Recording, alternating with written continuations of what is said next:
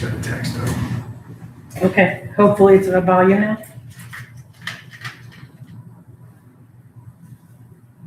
She says thank you. Okay.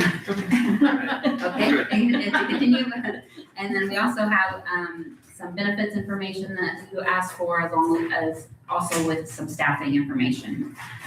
First of all, just want to thank all the department heads, elected officials, for working with us. They were very cooperative. We did interview all of them, and they were very helpful getting information. And then a special thank you to Marky with answering all our questions and the go-between everything. So that made everything go smoothly. So we're going to start with the summary report. I'm not going to touch on everything, but try to highlight some things for you. The project objectives, of course, were number one, conducting a survey with employees, department heads, elected officials, gathering information about compensation and benefits, and that was provided to the council back in April. Again, like I mentioned, number two was having interviews with county department heads, elected officials, gathering some history information about their departments, organizational information, and information about the existing pay structure. It was an opportunity for them to express some concerns, ask us questions. So I thought that went overall very well. Number three, conducting a snapshot of benefit survey with other public employers. We looked at paid leave, longevity, health insurance, retirement contributions, as well as some dental, vision, supplemental, and then also included staffing levels by department. So you'll have that as well. We classified all of the county's positions using the factor evaluation system with guide charts to assign points to each of the major dimensions of the job. And we conducted a Fair Labor Standards Act analysis designating all the jobs as either excluded, exempt, or non-exempt to make sure they're in compliance with the federal and state regulations. We conducted an internal analysis looking at the classification, the factor points, and the current pay schedules. So we will point out some internal pay equity concerns and findings to you today from that analysis. And then what you've been waiting for is the external salary analysis comparison to the external market, and how the close comparison and some pay options or some pay adjustment options for that. Designing a new pay plan. This under Indiana Code 36-2-5-3, the council is granted that power to fix the number of officers, deputies, and employees, describe and classify jobs. So that's what you've done today with, or as a part of this project with the job descriptions, and then the classification system. So we've classified them not only as far as the FLSA status, but also into job categories and classification levels. Adopting schedules of compensation, and then hiring or contracting persons to assist with development of schedules and compensation. And that's what you did through hiring us. So again, it's council's authority to set pay and then establish the overall pay plan. The county has been utilizing the factor evaluation system over the years, but we thought we'd provide a little bit of refresher, and I think some of it has been lost along the way. So it just give it a little background. The factor evaluation system is a job classification system developed by the Department of Labor for public sector jobs. So most counties or cities that have a classification system across the state use this system or a form of this system. Basically what it does is sorts jobs into job categories, and then uses guide charts to assign points, evaluation points. And the reason it separates in categories, so you're not comparing, a truck driver to an administrative assistant. They're different jobs. So what you will see today are jobs placed in job categories and a separate set of compensation schedules for each job category. And the guide charts for each category are slightly different to reflect those uniqueness of those categories. The procedures for installing and maintaining the system: collecting job information, writing job descriptions, classifying the jobs, determining factor evaluations, and then of course conducting the wage and salary analysis. So we went through the process of passing out existing job descriptions, job questionnaires to employees, supervisors. They went through, filled those out, made changes to their descriptions. Those came back to our firm where our consultants wrote and prepared new draft job descriptions. They were sent back to the employees and supervisors again to review and sign off. Yes, this is an accurate description of our job as written, or yes, it's accurate with the attached changes or revisions. And so we had asked the employees and their supervisors to sign off on those, and very strongly emphasize the importance of the accuracy of those job descriptions because they are the foundation of this classification system. So if anyone says that they didn't get a chance, the job description isn't accurate, it went through a very thorough process to get to the final job description. And we are leaving copies of all those final ones for all the departments. They have copies and a big, large binder for the county, plus a flash drive with electronic copies with Markey today. Job descriptions, they include sections of job requirements, skills and knowledge, difficulty of work, responsibility, personal work relationships, physical effort, and working conditions, work environment. So in addition to the job descriptions being useful for developing job classification and compensation systems, they are also have other important uses, including identifying essential functions under the Americans with Disabilities Act, establishing documenting requirements, minimum qualifications for recruiting and selecting employees, establishing standards for training, promotion, and then verifying and documenting compliance with the various government regulations, including Family Medical Leave, the Fair Labor Standards Act, the OSHA, and Equal Pay Act.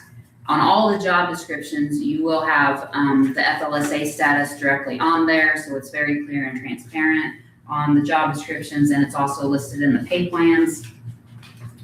It also helps you with performance, and department heads as a tool for communication with employees, and it can be used to discipline if they're not following what's in their job descriptions.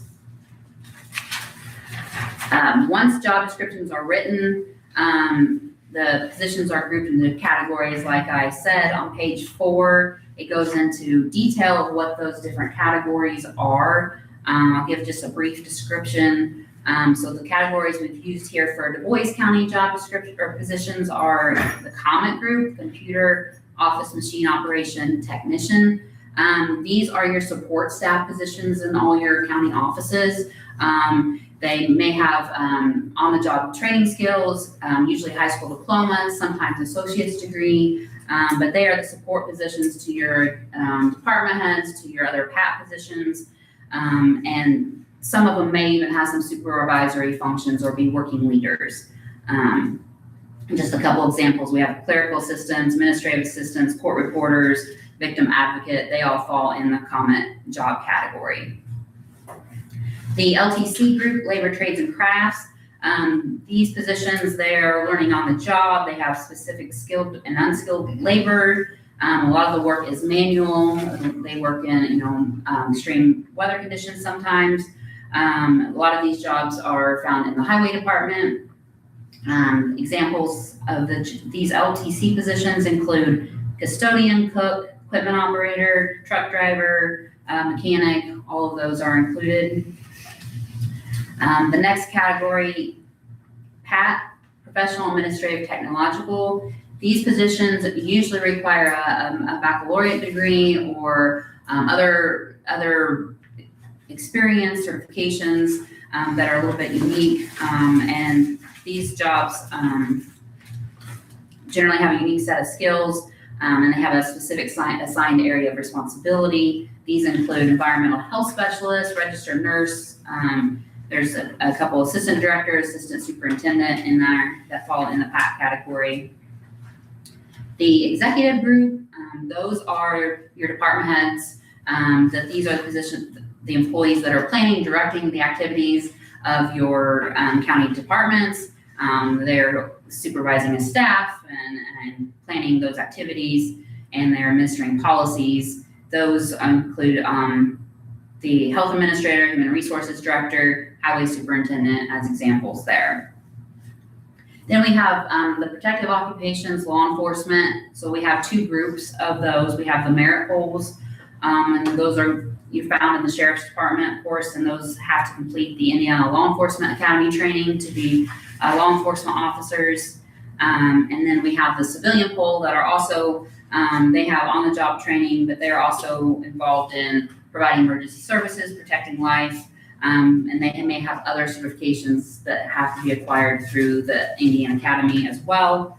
And those include communication officers, jailers, assistant jail commander, the prosecutor, investigator, all fall within the civilian poll category. And then we have one last group, the special occupations, and there's a small group of them that don't necessarily fit. They may be pulled out for mandatory compensation reasons, or the pay plans don't allow for the compensation for them, or they have unique circumstances. Those positions include probation officers, the health officer, jail matron, deputy prosecutors, and the deputy coroners. Once the jobs are then placed in the categories, each job description is evaluated and point factored using the guide charts under the FES system. And there's a unique set of guide charts for each job category. We've listed out what those factors are on page 6 for LTC, COMET, PAT, merit poll, and civilian poll. The job requirements are, or the factors, excuse me, are job requirements, difficulty of work, responsibility, personal relationships, and the environment. And as you can tell, they correlate very closely with the job descriptions and the information that's provided in those. And then I think Lori is going, starting on page 7, is going to walk you through some of the findings and recommendations from our initial analysis. Thanks. So, good morning. So in the whole process, and just a reminder, this is a project that we started back in November. So it's been a lot of moving parts going through the whole thing. So again, thank you to Marky, because there were days, 15 emails back and forth from saying, what am I looking at? What am I seeing? What am I getting wrong? Kind of that sort of thing. So yeah, he's been an absolute asset. So some of the findings that we found in the entire project starting back in November, the first one is that, as Addie has mentioned, the county already uses the FES system in classifying positions, writing the job descriptions. Many of them came back with the classification already on them. The issue we found was they were not rooted in factor points. So we know that the position is a COMET, but why is it a COMET 2? Well, that's what we didn't know. So the existing classification levels do not have a defined criteria or a point system to determine or defend the compensation of the positions. We found several instances of positions assigned even to the wrong job categories. So we reviewed all the positions, regrouped them into the job categories that they belong into, and then we point factored them out based on our recommendation for that classification, using the guide charts like Addie had mentioned. So Addie went through with you for the different classification categories that we use. So now that we have those factor points, when we have that long string of factor points, then we say positions that are factored similarly, 395 points in the COMET, 400 points in the COMET, we would say those are similar. So we put them into one classification level. For example, Du Bois County had COMET 1, 2, 3, that sort of thing. We're looking at that same type of level within the category. We then went through and established internal base salaries for COMET, PAT, LTC, and civilian poll positions. And then we developed an external salary range for each classification level and the SO positions. And those will be on the spreadsheets that we'll go into momentarily. So the second finding listed on page 7 is we were also asked to give some longevity pay options. And there's a whole packet of longevity option sheets attached in the project. We developed 2 longevity pay options, and the reason we use these 2 is because they are what is pretty common in the surrounding counties and similar sized counties across the state.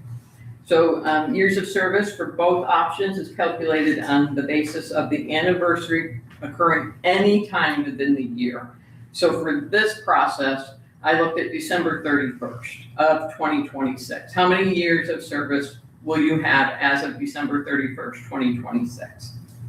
So option one that you'll see on the spreadsheet breaks it down to awarding full-time employees and elected officials with $200 per year after they complete that first year, and caps at 20 years of service, so $4,000 is the max they're ever going to receive.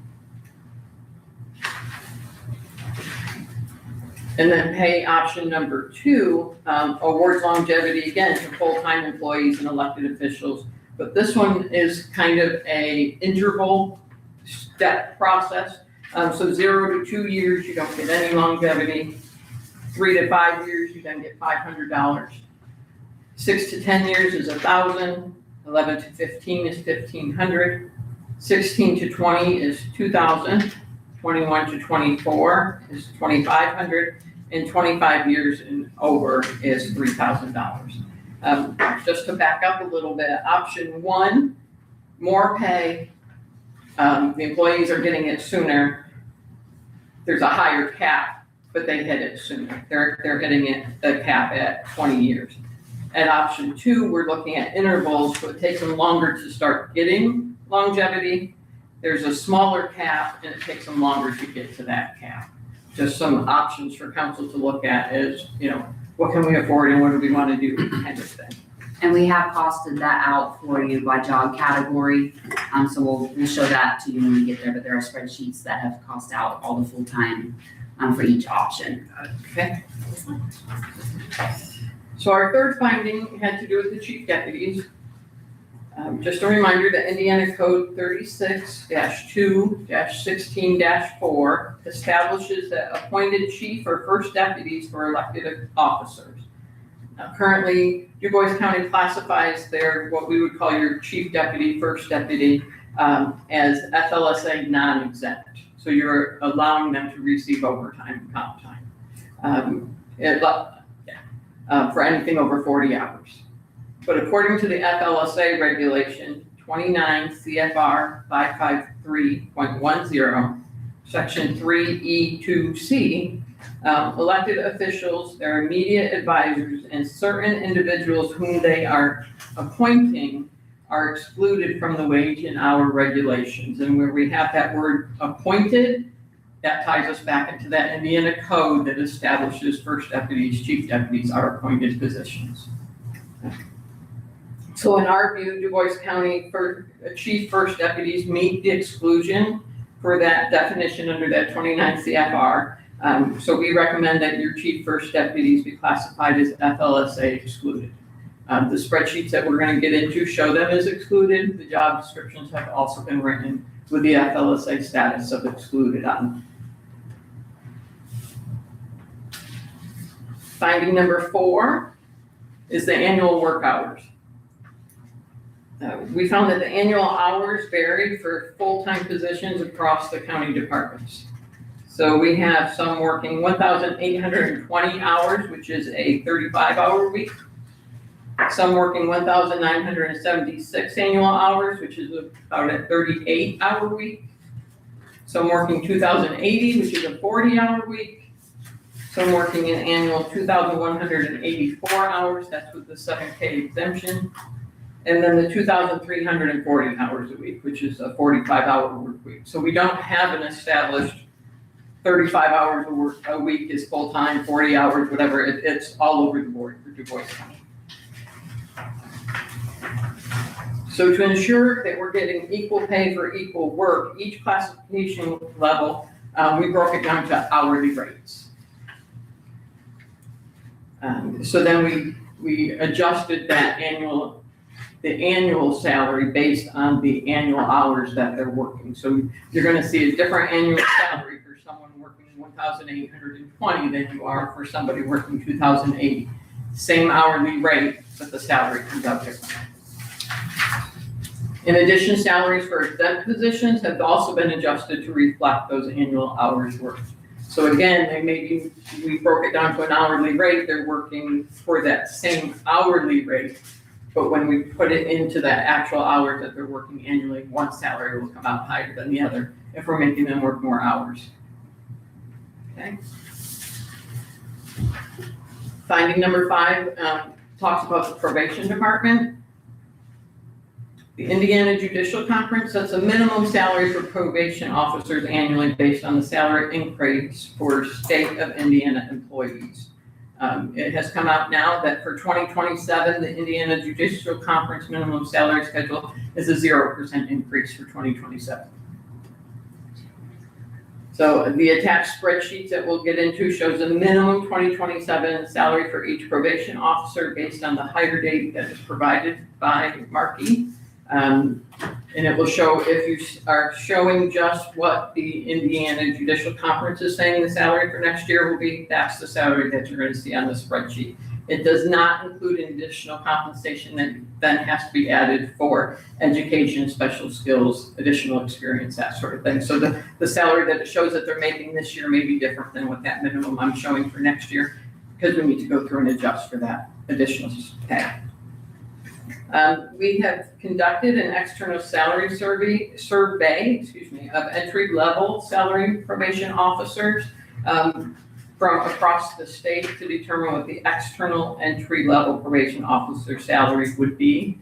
That number comes in at $45,860. So it is higher than what the Indiana Judicial Conference is establishing. Again, as counsel, the only thing you have to do is that Indiana Judicial Conference. Several county councils across the state are going higher than what the Judicial Conference is offering or suggesting. So that's what that $45,860 is. Probationary officer, entry level, no experience. Yeah, we wanted the council to be informed of what the market is paying the entry level outside of the minimum salary schedule. Any comparable counties of our size, right? Of course. This one's a little broader, Okay. Yeah. but we've been asked by multiple counties to look at this. That has been a concern with other probation departments, so we wanted to share that with you. So if you wanted to consider other options of pay or any additional compensation increases for them, since the state isn't mandating it, you do have some valuable information to use going forward. Can you shed any light on, why the state, I think in 2026, they did not give a raise for that either, or they held out? Yeah. Can you shed any light on that, or why they're doing that, or? I am not sure why. Yeah, this is the second year in a row. So they're essentially the same salaries as 2025. Because they haven't moved since 25. So would that affect the judges and the prosecutors and that kind of thing too? I believe so, but I'm not 100%. I'm just curious, if you Yeah. had any reasoning or I have not, but if I find out, I will get back with maybe you. hard to reason what the legislature is doing or whatever, so Yeah. whoever makes those decisions. I know the state has been trying to cut places as well, but so I'm not sure other than that overall. Okay, thank you. So number 6, listed at the bottom of page 9, we talked about that employee compensation and benefits survey. As you know, we already discussed, we created the employee survey, we distributed it electronically to your full-time employees and department heads. The objective of the survey was to gather input on potential compensation and benefit packages. You had a total of 159 employees and department heads respond to that survey. The survey was submitted on April 6th with each individual response and a summary report. I just listed on the bottom of page 9 what the highlight of that report was.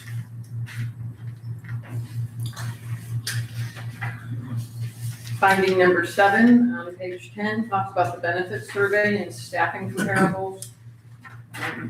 So we were asked to do a benefits survey with other public employers to show comparable paid leave time, longevity, health insurance, retirement contributions made by the county and then by the employees also. The survey also included supplemental benefits such as disability, vision, and dental insurance contributions. We had 14 municipalities that were willing to provide us that information, and that's on a spreadsheet for you to use later.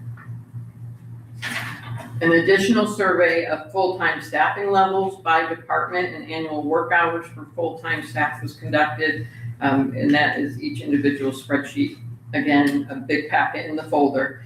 We had 13 counties that were willing to participate and let us know what their full-time staffing levels were. So you're gonna have a sheet with each individual department, what your staffing levels are, and then what those 13 counties' staffing levels are. So there's a lot of information. The next thing was a skill level pay option. We were also asked to come up with some defined criteria to set skill level pay. And that is in the folder that we'll get to also. So let's see, defined criteria has been developed as an option for council and department heads to utilize in setting annual salaries within the established pay range by your classification level. And on the sheet, it's just a sample of what an LTC civilian poll could be. Again, just a sample as a starting point for council to start looking at. Do we want to set ranges, or do we want to just go to midpoint, that sort of thing? It's a talking point for council. And this is usually, the skill pay is usually something that comes later. Like, you have a lot of information, and I think, we'll get into this, but probably the priority would be correcting some of the internal pay equity issues first, generally is what we recommend. But the skill pay can always be added to your system later, and we can get more into that. But we did provide you an example of what it could look like. But that's just a little sneak peek of what it gets your brains thinking of what that options could look like. Number 9 talks about tiered compensation and stipends. So you currently have a tiered system in the highway department and the sheriff's department within the same classification level or rank level.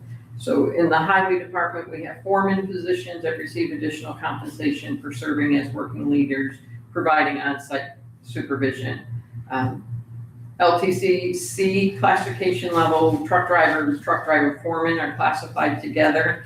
So we set the compensation for the truck driver foreman at $1 an hour higher, to compensate for those supervisory working foreman duties. Same thing in LTCD, we have bridge laborers and the bridge foreman classified together. So the bridge foreman, we recommend $1 an hour higher. LTCE is the mechanic and the shop foreman, same situation. Again, we're recommending the shop foreman receive that $1 an hour higher for his supervisory duties. In the sheriff's department, we have a master deputy and master sergeant positions. They receive additional compensation for getting additional certifications or serving as a canine officer.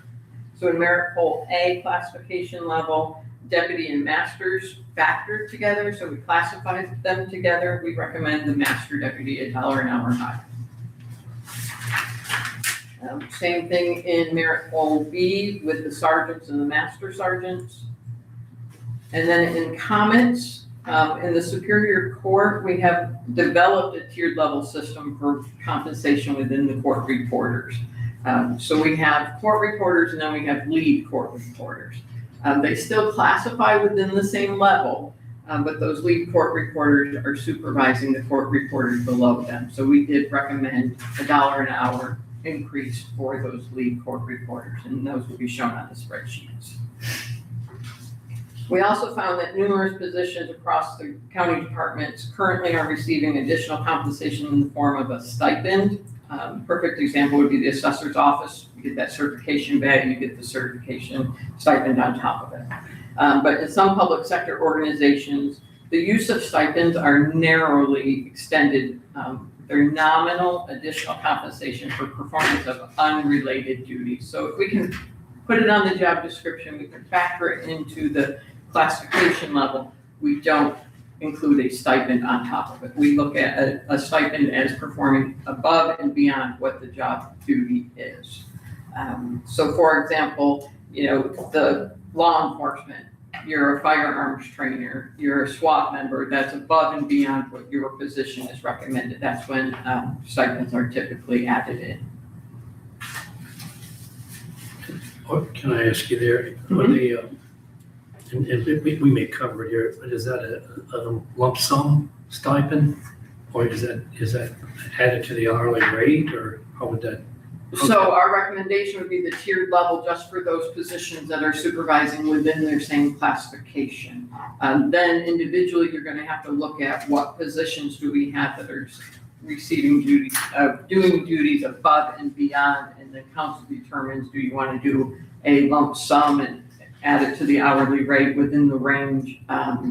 Yeah, I think typically right now it's a lump sum. I think I heard a lot of 200 additional, 300 additional, that sort of thing. So I think you're currently doing an annual stipend amount. And we've identified the jobs that were brought to our knowledge that we're receiving currently, some sort of lump sum stipend or additional pay. We've identified those on the spreadsheets as well. And I think that's just something, for the council to look into, the stipend, just to make sure that, is it necessary?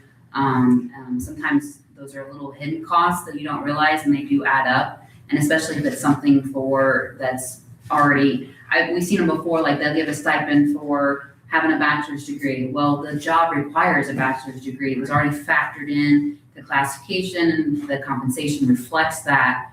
But let's say they have a skill, like a court reporter may have a bilingual skill. That's something above and beyond. It wasn't required of the job, but it's helpful, and could be an add-on pay. Or like she mentioned with the sheriff's department, having some specialty certifications that are above and beyond the regular deputy position. So I think that's something for council to look into. I know there's other counties, when we've come across this, have found they didn't even realize how much money was going into these stipends.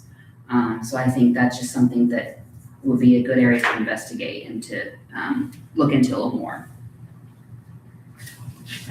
Okay, and finding number 10, the reason we're all here is your compensation analysis. So the primary finding of this study shows that the 2026 salaries for DuBois County do lag the external market. The salary analysis provides the county council options for implementing a structured foundation that will increase your internal pay equity, and then also to become more in line with the external market.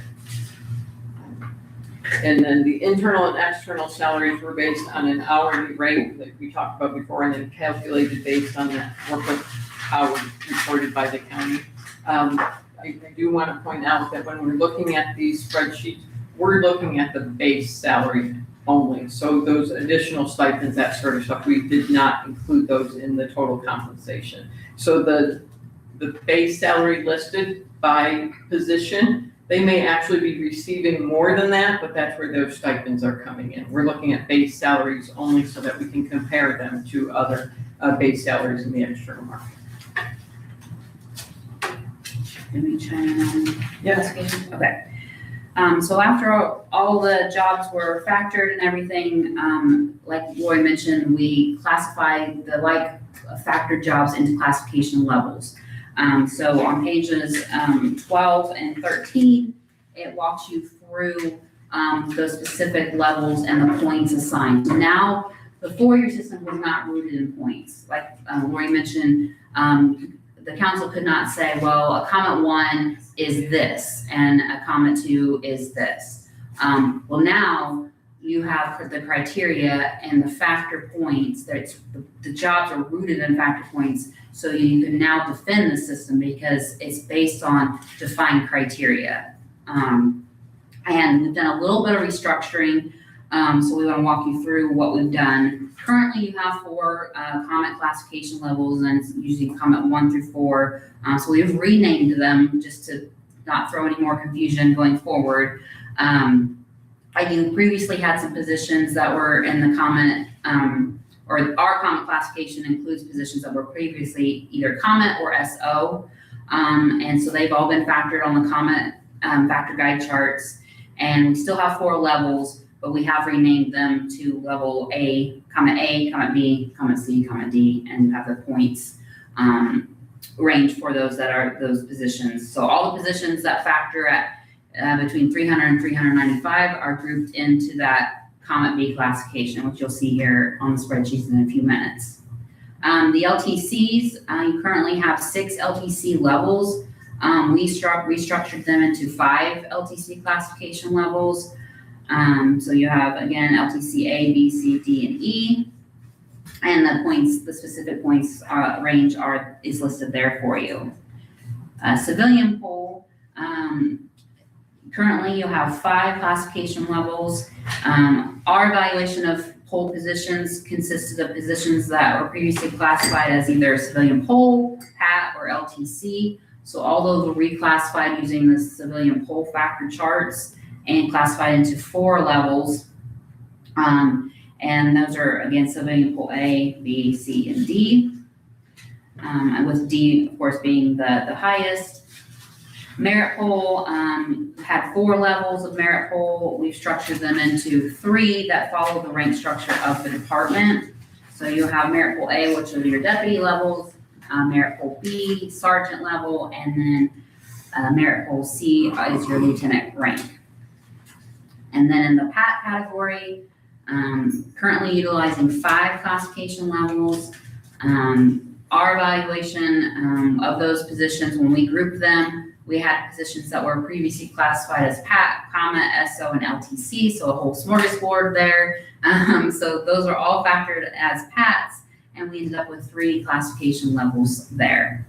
And then the executive group, these are, again, clearly these are department head positions, not elected officials, they're separate, but these are your department heads.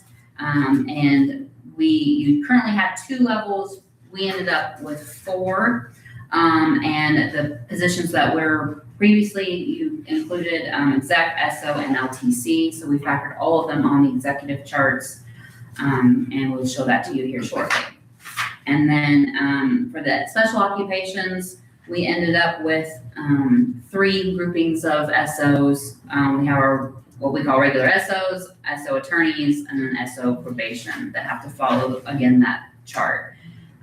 And those were previously classified either as SO, PATs, or civilian poll. The SO positions and the elected officials, they were all direct job match to the market. And let's see.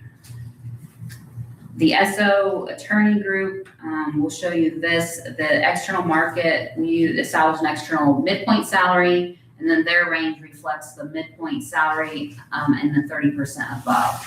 So those positions were paid competitively currently. We want to make sure they are paid at market. So we're providing the prosecutor with a range that would allow some differentiation and movement for more experienced prosecutors, ones that are carrying heavier loads, or like supervising, or may have like the high felony cases that would give some flexibility there if a range is established.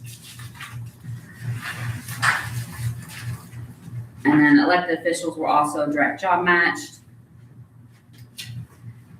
The 2026 external salary analysis on page 14, we've listed the 15 counties. There's 3 cities and towns included, and then also some other compensation sources that were all encompassed and all included in the external salary data. We do work on a weighted average as we compile the external pay line, looking at and take benchmark positions for each job category and compile all that information to run an external pay line, and looking at the kind of the middle 80% of the data. So that way nothing is skewed. If there are really high salaries that we're going to skew it, those are tossed out. If there are really low ones for certain benchmarks, those are tossed out. So we want strong salary data reflected in the study. On the spreadsheets, you'll see an external midpoint. So what that means is the mean or the average of the data collected. So the midpoint line will be your external pay line, and then we have built ranges off of that external midpoint. And we'll show you that here in a second.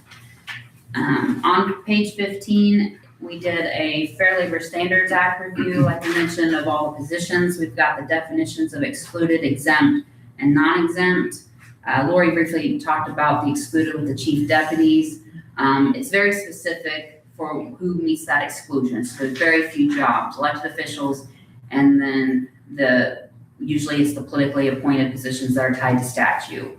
And we've marked those positions, or we've listed them here. Exempt positions, it's not something you get to pick and choose. There are specific tests under the Fair Labor Standards Act, and they have to meet just one of the tests, and they have to be paid a minimum salary threshold and paid on a salary basis. So one of the tests are the executive, professional, or administrative, and there are specific duties tests under each of those. So we've looked at those, examined to make sure you're in compliance. So our recommendations aren't just on what the department heads or elected officials wanted or wanted to see, or I don't want to pay this person overtime anymore, so please make them exempt. We applied those tests, and we do apply them conservatively. So if something's on the bubble, we don't want to just automatically make them exempt, because we don't want the county to put them in any back pay issue if it was something on the borderline. So just to let you know how we apply those. The recommendations for excluded positions are listed on the bottom of page 15 and top of 16. And then the positions that are recommended to be classified as exempt are listed on page 16. And under the FLSA, if you're exempt or excluded, you're not entitled to or eligible for overtime compensation or compensatory time. Again, the FLSA sets a floor, not a ceiling. You can always be more generous. But if you do decide you want to provide comp time to exempt employees or excluded employees, you would have to apply it and provide it to the whole category. You couldn't just say, well, we really liked the highway superintendent. He's plowing snow, so we want to give him comp time, but we don't want to give other department heads comp time. So it needs to be fair in your application of that.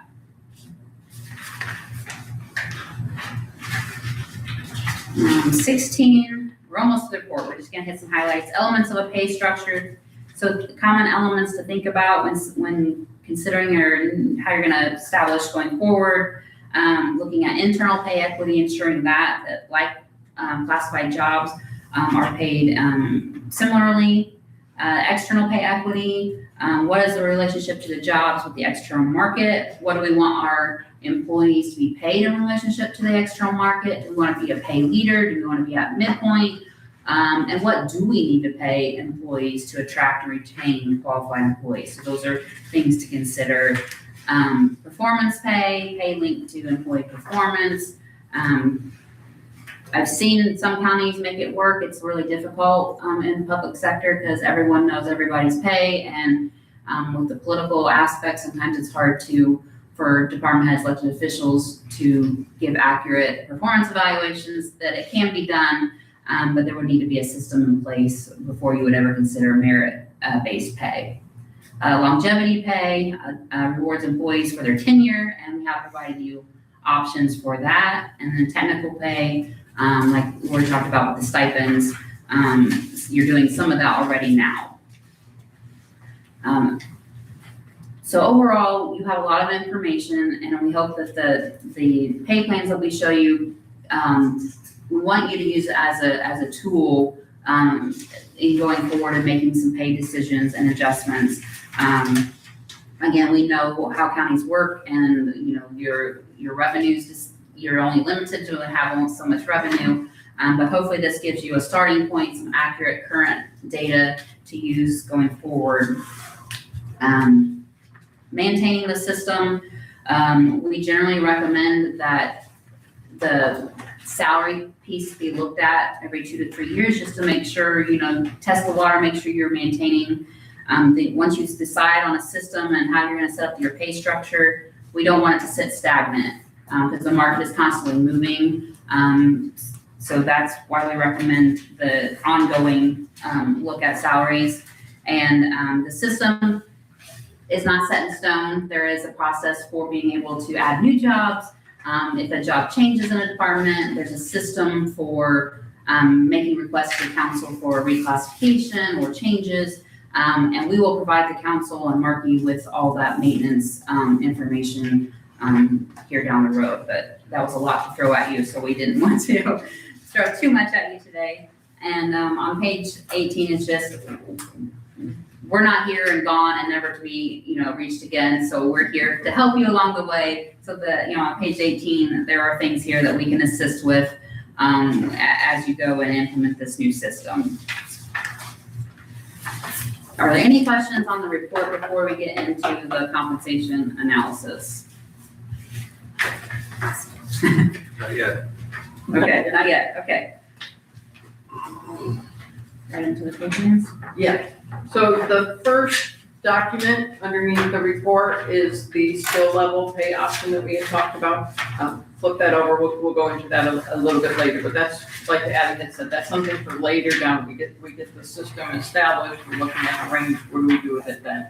The next packet are your pay plans.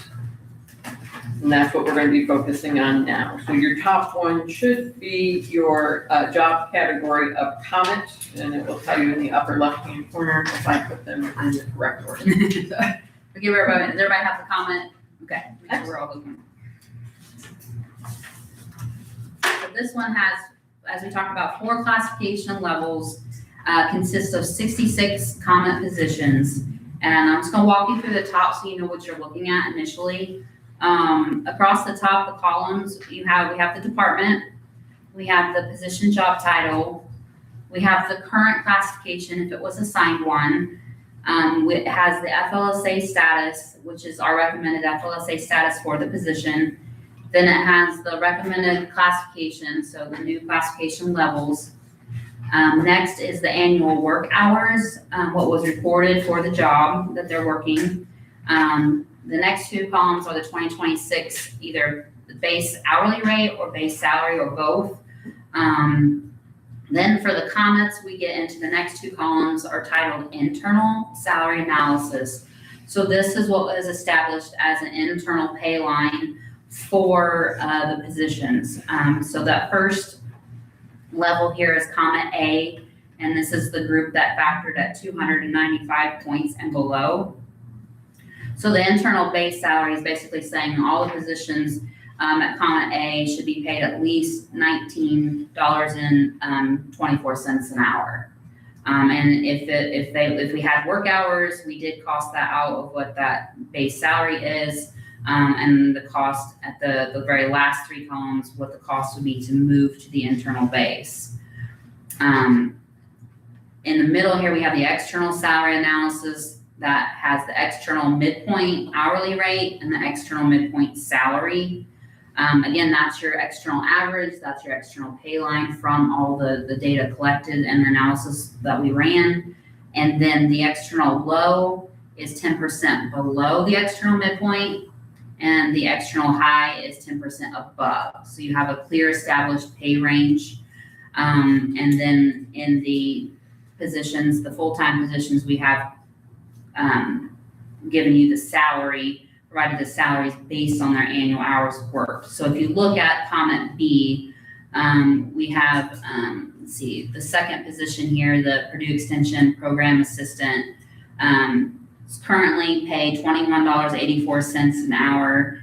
The internal base hourly rate is $23.89 an hour. The external midpoint is $25.72 an hour. So we've cost that out so you can see the cost to move those individual positions, one to the internal base, one to the external low, and then to the external midpoint. And we've done that for each of the positions. In comment, 33 of the 66 comment positions were compensated below the internal base. So that the pay is fluctuated, so trying to move those positions up. 29 of the 66 positions are compensated below the external low salary. So you have 29 positions that aren't even at the external low. Highlighting that for you. The good thing is it would be a 2.71% increase to bring all those positions to the external low. That would get you at least in the external range for those positions. On page 2, we have the total cost for each of those and the percent increase. Overall, the comment positions lag behind the external midpoint by 10.96%. On page 2, we have noted with the little symbols, the asterisk is positions that are compensated on a biweekly stipend basis. I think those are some part-time positions.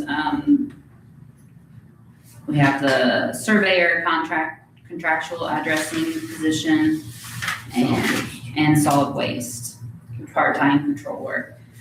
Then we have positions that paid by the county and the hospital. So we've just listed the county's portion there. And then the positions with the pound sign or hashtag, they are compensated.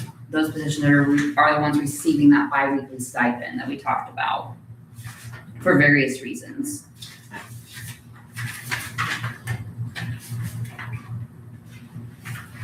Can we, I guess, maybe everybody else followed that a little bit, but can we, the last column, here? Yes. Is that the additional cost over and above that are being paid now? Yes, So that's what it would cost additionally for, excluding any stipends, but yes. That would be the cost to move those positions to either the internal base, the external low, or the external midpoint. and then, the other thing, when you say 2026, so we're into that right now, we're halfway into it, basically. So, did you adjust that, our budgeting is what we were after here too. Would this look different for the 2027 pay period, pays? Yeah, this is what the actual is right now. The current market, so there's no, now we can provide you once, we know like what the cost of living adjustment's going to be. We can, for 27, usually they come out a little later in the fall, what those projections look like. If you want the most current salaries, you would have to take the current market plus any cost of living adjustment. Okay. But we don't know those numbers quite yet. But this is what the market is currently paying. And this is how the county jobs compare to the current market. Okay, I appreciate that. 'Cause Yeah. I just get curious, because I'm thinking budget, 2027, I'm not, you know what I'm saying? 'Cause Right. We're into fixed cost, I'll call it fixed cost in Yes, 2026 yes. now. And then backing this up, when you say we should review this every 2 to 3 years, roughly speaking, does that mean externally, like hiring your firm again to review that? Or is most salaries, you're saying, let's look at the cost of living and see what it is to adjust the pay rate, or, what you have? Yeah, the idea is that you're continually moving. Like if you decide with this information, you set base salaries for all the classification levels and you're moving them every once in a while, like it's good to have just to retest the waters and make sure that your movements that you've been making are still competitive with the market. And we can do that for you if that's something you would want. And it doesn't have to be a big project like we've just gone through. If you're maintaining the system, we can just provide, here's the current external midpoints for your classification levels. And then it's pretty minimal cost overall for just something like that. Okay, to hire your firm again. Yeah.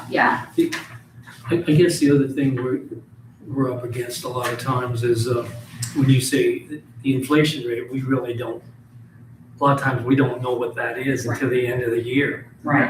When they project a 2%, we started the year out looking at possibly a 2% inflation rate. Well, now we're looking at closer to 4% at this point. Right.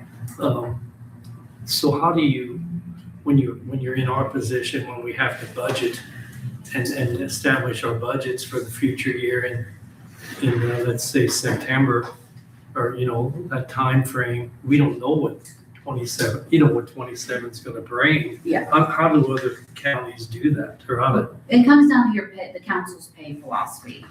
and where you want to be in relation to the market and how you want to pay your employees. We have some counties that, you know, if we can, for the next year, if we can be 95% of the midpoint, we're happy and our employees will be happy, and that's what we can afford and where we want to be. Other counties are, you know, their pay philosophy, they want to be the pay leaders, so they want to pay at market or above market, and add that. So it really depends on your pay philosophy, what you can afford.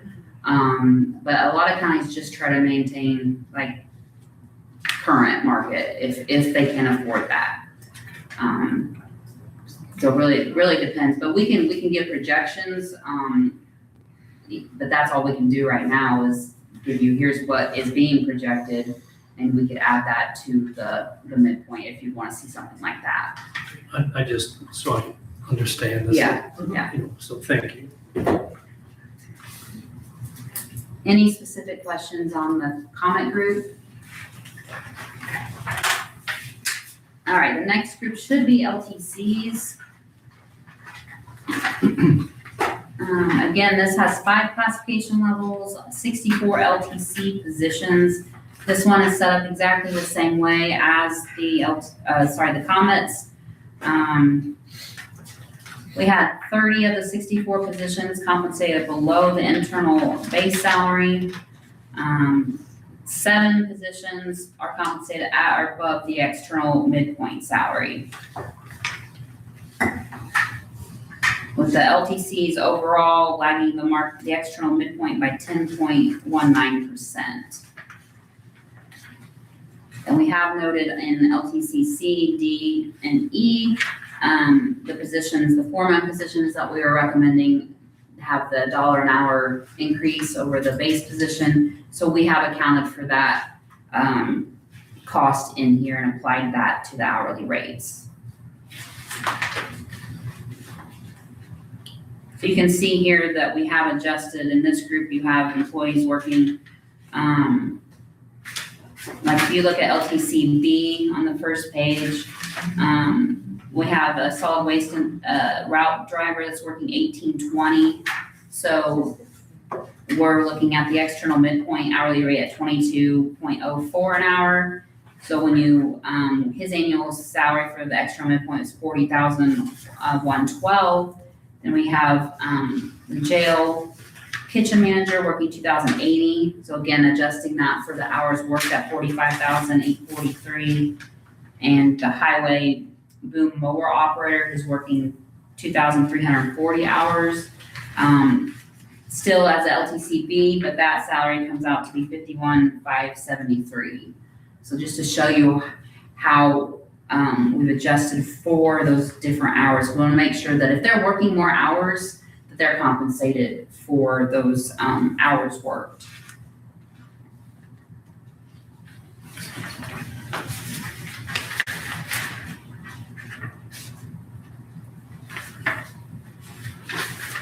Any questions with the LTCs? Okay. Next group should be the PAT category. Here we have 3 classification levels, 42 PAT positions. We set this up the same way. We just showed for the cost analysis on this one, we just showed the internal cost to internal base and cost to external midpoint salary.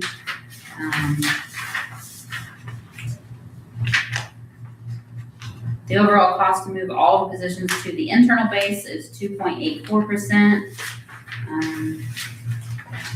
So we just had 14 of the 42 positions that were below the internal base salary. And then 11 of the 42 positions are compensated currently at or above your external midpoint salary. And those 11, is that the one that's got the, over here on the cost analysis, I'm taking them as Zero. zeros? Yes, Right. you're correct, Marky.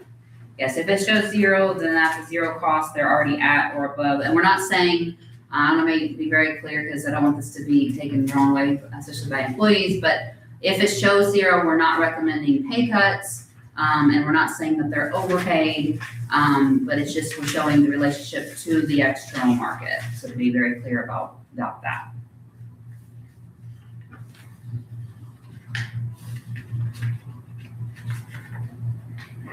Overall, the PAT positions lag the external market by 13.11%.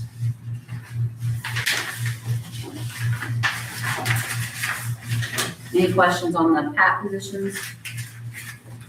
Okay.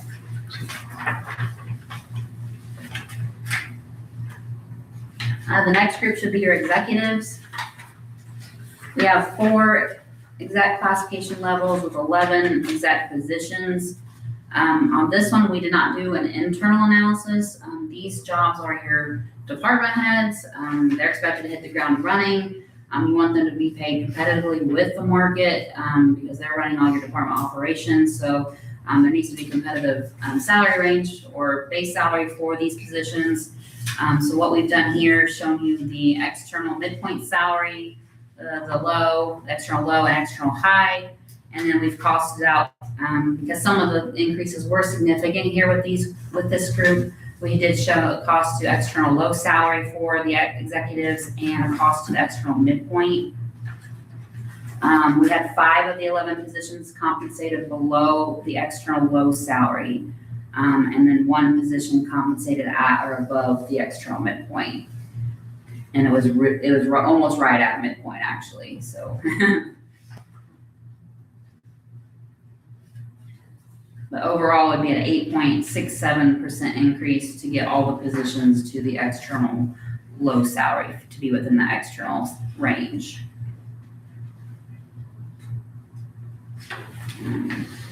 For the ambulance coordinator and exec B, that position is paid by the county and the hospital. So we just showed you what the county's portion is, and without knowing all the other information and how that contract works, we just showed you where it would be classified if it was a full-time county position.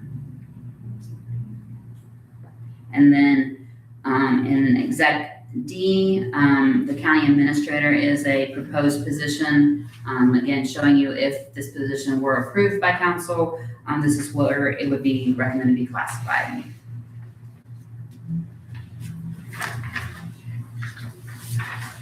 Any questions on the executives? Okay. The next group, the merit pool. We have 3 classification levels, 27 merit pool positions. We did not run an internal analysis on these positions. They were already have established internal pay equity by their internal rank structure. These positions, overall, it would be a 6.75% increase to move these positions to the external midpoint. Again, we would say they're overall really competitive with the external market. So it's evident that the council's made strides to maintain the competitiveness of these deputies. And so we commend you on that because we know it's been tough for a lot of counties with maintaining and keeping deputies. So we have identified the master deputies with the asterisk and have added that $1 an hour additional pay for obtaining those levels. We do want to note that the sheriff mayor officers receive additional holiday compensation that's established in your current salary ordinance. So there is additional pay that they receive, but we just calculated everything using their base salaries. So we did not factor in any of that holiday pay. Any questions here with the merit pools?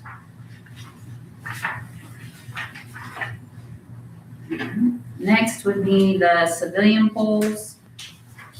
4 classification levels, 60 civilian pool positions.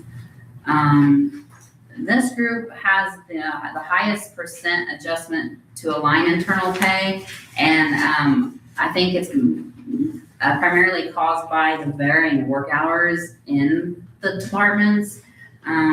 We have the 911 communications working 1976 hours annually, the security center working 2,080 hours, and then community corrections and the jail working 2,184 hours. So trying to align them internally was a bit of a challenge, and I think that's why you're gonna see those larger numbers for the internal adjustment for this group. I think theirs was 8.77% to move all the positions to the internal base.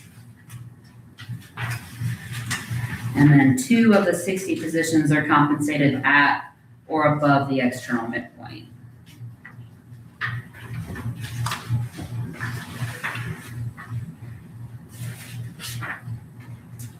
Any questions here on civilian pool?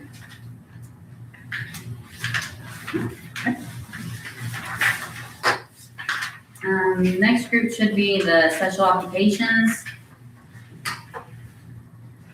Here we have the 3 different groups of SO, 19 SO positions, and again, these were direct job matched to the external market. So for that first group, we have the coroner, chief deputy, deputies, health officer, engineer, and the matron. And then we have provided an external midpoint salary and then an external range. Again, that's 10% above and 10% below the external midpoint. So you can see how these jobs compare to the external midpoint and the range. And if they were below the external midpoint, what that cost is to move those positions to the midpoint. For the deputy prosecutors, the same thing, except for the external salary range, as we explained before, is set at the midpoint, being the lower, the entry level, and then the max set at 30% above the external midpoint. And then the chief deputy prosecutor position is position paid by the state, but there was a job description written and we wanted to include that in the analysis as well for you. And then as Lori explained, the probation officers, we provided what they're currently paid, the years of service, so that allows their placement on the minimum salary schedule and what their 2027 salary would be. Some of them will be entitled to a longevity step, so that's why the salaries may reflect higher, and then if they're lower, like Lori mentioned previously, there may be some other factors, some supervisory skill levels and education that we're not aware of that is also part of their salary.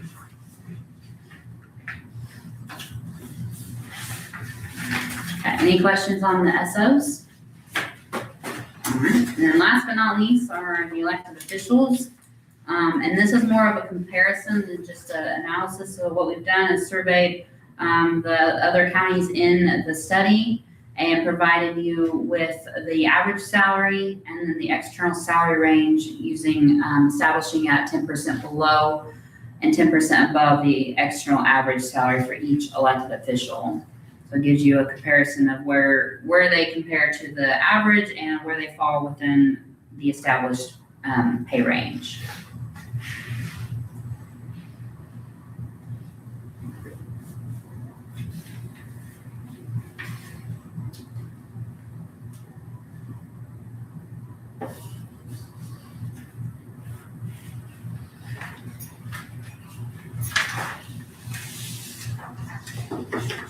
Any questions there with elected officials? Okay. Makes sense to me. All right, then I think Lori's gonna just quickly walk you through the longevity sheets and just tell you basically what else you have in your packets. Yeah. Because I know there's a lot to process today. Before you get started on that, I guess I'm confused with the points. How are the points established? Like you fall into this category. And then the other question I have is, when you hire someone for a position, so do they normally, for other counties, do they normally get paid just with, somebody coming in the door that may not know anything about how government works, they came to how would they be paid? Or is that on the point system then? Or how do you compensate for somebody that's been there besides longevity? So that's a good question. So you can establish like a higher end rate, you could establish, and then a base rate for each classification level. That way your higher ends would be slightly below what your regular base rate is. And then if you establish longevity, then that covers for the person for their time in the position. But the pay is what the position is worth in the market. And generally, for equal pay, employees that are doing the same work should be paid the same unless there's other criteria involved, which you would need to establish so you can defend why you're paying one person less than another if they're doing the same job. Exactly. And it could be longevity. It could be, well, we have to find skill sets and they have to move through and meet this criteria. Could be that they're a new hire and they haven't been here a year yet. And once they've been here a year, then they'll go up to the base salary. This just gives you the base information, and you could do lots of things with it. Set up a system that works best for this county and how you want to set up the pay system for going forward. So different counties do different things. So as far as, new employees are probably the biggest thing because Yes. of the experience. You can't walk into a job and do the job that this person's doing. Right, and it tomorrow. affects the morale of, the person that's been there 10 years, and all of a sudden a new hire's coming and getting paid the same. Right. So you can use longevity to differentiate, or you can set up other options, or you can have a combination of both. But there are things to use, but this helps you have an idea of what the positions are worth, and how to maintain internal pay equity. Now, as far as the points, so there is a factored guide chart for each job category. And they look a little bit differently. So and we talked about the factors in the report. So we're looking at the skills and knowledge required, the responsibility level, the supervisory level. Are you being closely supervised? Like you can't move to the next thing until your supervisor says okay, or after you complete all your work, your supervisor may take a quick glance at it. Looking at those things, who you're communicating with and why. And, are you working in a standard office, or are you working outside on the street with the weather and cars and crazy drivers? And then what's the physical effort? Are you sitting at a desk? Are you able to get up and walk around? Are you lifting heavy objects? How much? So the charts include those for the Comet, the PAT, LTC, and the polls. But they look differently because they're geared for the specific uniqueness of those jobs. So the PAT positions, for instance, they weigh education and work experience and bachelor's degrees and master's degrees heavily, whereas they would not be measured that same way in the other categories. The LTC charts weigh physical effort, work environment. Those factors are weighted a little bit higher because that's a big part of their positions. So 300 points in Comet is not the same as 300 points in LTC. You get there different ways and the factors look different. But so generally, we would be glad to give the council, some training and knowledge on how that works so you can see it in practice, or at minimum, Marky, your HR person, should have a general knowledge of how that system works. But it's accurate if it's applied consistently, then you get accurate results in the classifications.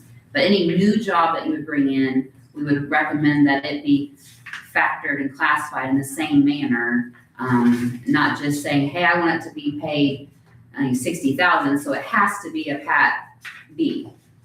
It needs to go through the process with the job description and evaluation to make sure you're maintaining integrity of the system if this is something that you do adopt and move forward with.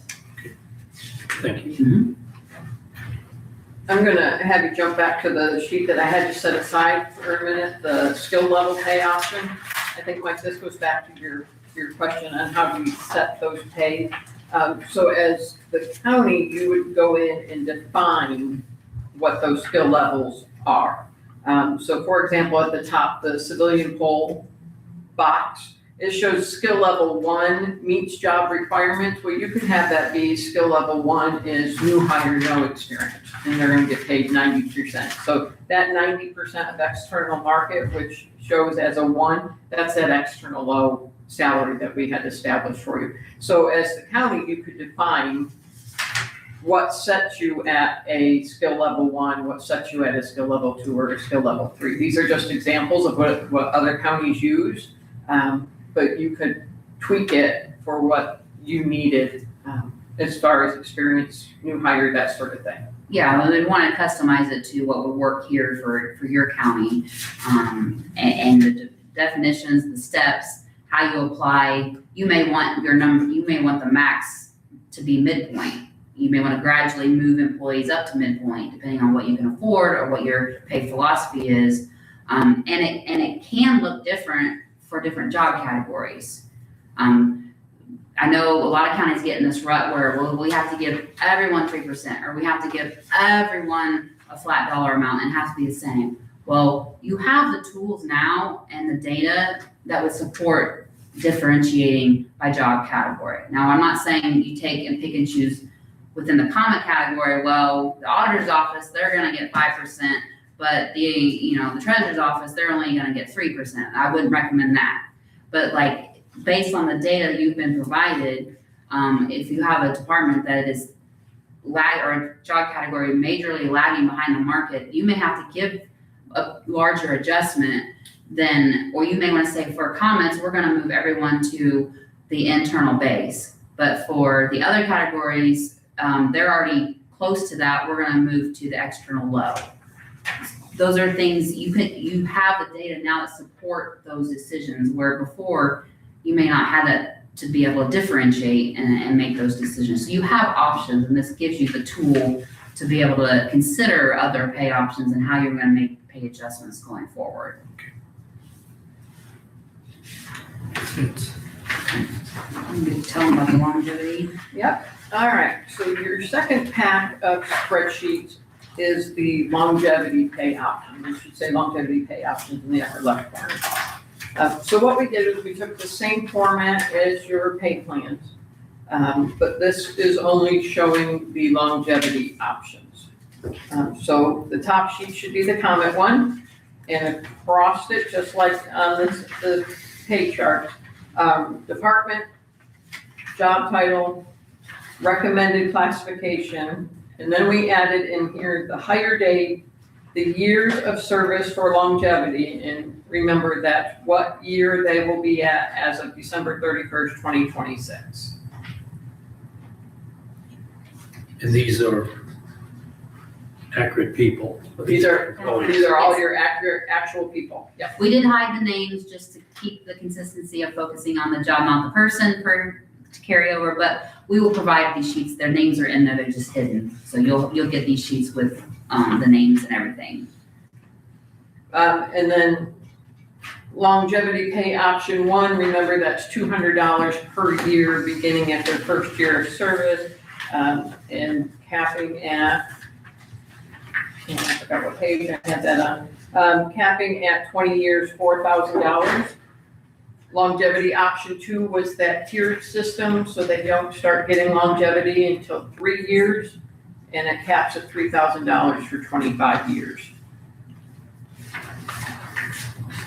And that's So the then, second. once would we as a council choose, this option 1 or 2 and adopt that, that's from here on out, how we would always treat longevity, we need to decide that now, the option 1 or 2, that's something Or, obviously change from year to year, right? right, so They're you're trying gonna, to get to a certain point. you're gonna adjust it to what, it may be you decide that you can give $150 a year instead of $200. These are just options for you to look at, and I just based them on what other counties are doing. The way it's qualified, we would need to choose that. Yeah, and And stick with it, Yeah, basically. absolutely. And one thing with the longevity, if you keep it separate, so you don't roll it in to their salary, you keep it separate, and usually it's a separate payout. So let's say if you end it in December, you could pay it out, maybe the end of January or something like that for the ones that have completed. but it's separate, and let's say the council, like, you do this for 3 years and you get to year 4, you're like, we don't have the money. We don't have the money, we can't afford, so, you know, instead of, we wanna give pay raises, but we can't do pay raises and longevity and fund that. So you could say for 2029, we're not gonna fund longevity. So employees would just not receive longevity for that year. This is important because if you create a system where longevity is tied in to like a step system, you're kind of forces your hand to have to afford that, where this is separate. And if you can't afford this piece of it, you can freeze it for a year and it's not gonna hurt anything. It's not gonna throw classifications off or anything like that.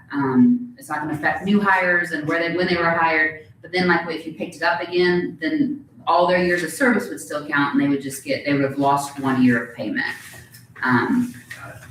But keep that in mind when you're considering the longevity. That's an important piece to keep it separate. But the longevity for payment purposes for overtime calculation has to be added to the salary for the calculation of overtime. So keep that in mind. Can we repeat that? So longevity, if you were to implement it, that has to be added to the base salary for the purposes of calculating the overtime rate. Okay. So, and they're shaking their heads. They know. They know, so that's great. They're on the up and up. Just like any additional pay, they have to So include that. somebody that's making over 25 years, making 4,000 as a payout, that has to be divided by their total hours worked, and Yes, that puts their rate higher, is what you're saying. overtime laws. yeah, Makes sense. because it has to be all remuneration. So even these individuals that are getting stipends, they count all of that into, and it only comes into play if they work overtime. That's the only time it would come into play. And that's just to make sure you don't end up in a back pay issue. And if you would run into a funding issue at the end, you could pay a percentage of the longevity if it's, instead of freezing it. Yeah, or you could say no pay rate, no salary increases, but we'll give the longevity. So you have options, but I highly recommend you don't wrap it into their salary. So we've done this for all the categories, giving you the cost options for each of those, and it's again, only full-time employees. Did you wanna add?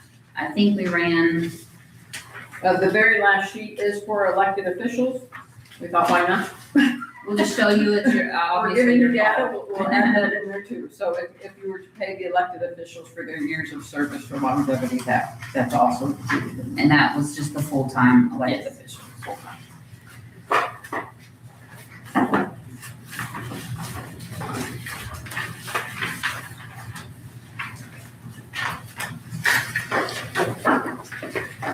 Okay, the next packet is that staffing survey. It tells you on the top what counties participated with us, and what departments we did, and then each department is its own individual sheet. So across the top, you'll have Du Bois County, number of full-time positions, number of full-time staff, part-time positions, and part-time staff. And then each county that participated is listed separately underneath it.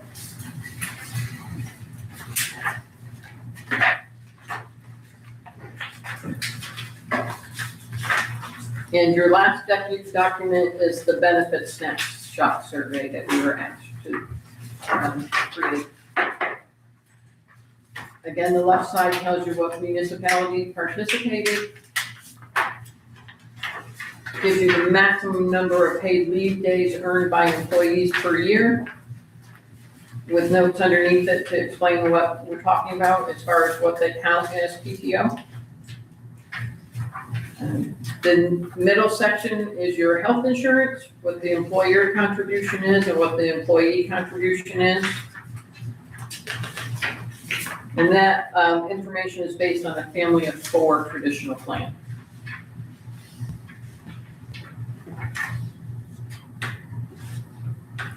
In this middle section, it talks about, do they offer supplemental insurance such as vision and dental?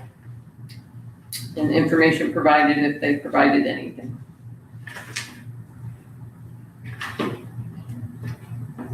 And then the far right side, that column talks about longevity. Is it provided to full-time or part-time? Is it provided to the elected officials?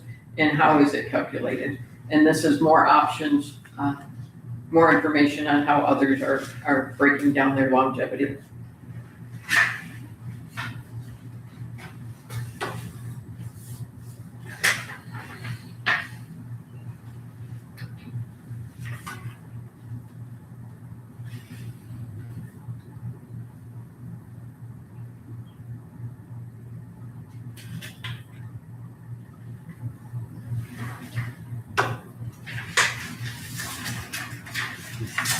And I kind of expected us to be a little bit out on wages, which we are. We're a lot out of line on benefits. So, in doing this, you know, it's not just a all win for the employees type deal, you know, it's, I mean, yeah, there's gonna be some raises to be had, but if you also go to the market on your insurance plan, as you guys can see, you might come out losers. I mean, I'll just be honest. I mean, you're looking at, you know, some of these people are paying 6 and 7 times what we're paying. Right. So,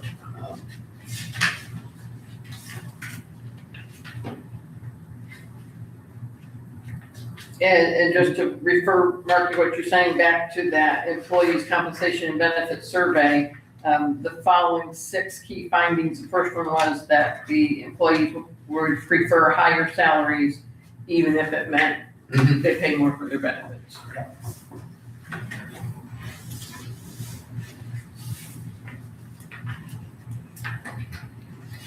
An individual, you know, that pays 3 times or 5 times more than what we do, it's, that's before tax money. The government doesn't tax you on that money. you got the option that, yeah, we're usually, it's all ours will be pre-taxed, cafeteria plan, yeah. So I mean, sometimes income, you're being taxed on income, where benefits, in some ways, you're not being taxed. I mean, as far as federal and state tax, probably.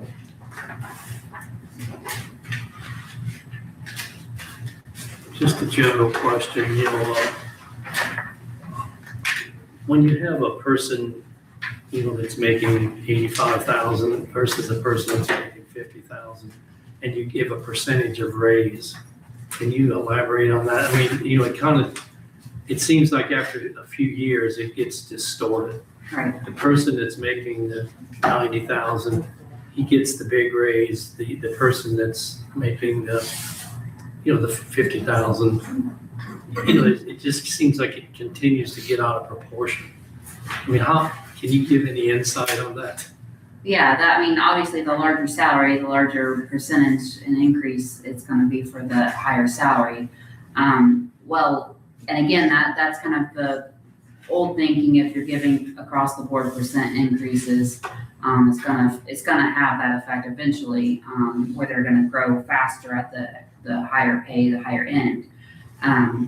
With this system, the goal is that you establish some sort of base pay or some sort of system for each classification level, and then you're looking at those and making adjustments accordingly to maintain that pay for each job category, and having a set pay for those and making adjustments to the whole category as a whole versus, so then if you're raising it a percentage, it's the whole system is moving as far as the pay grades.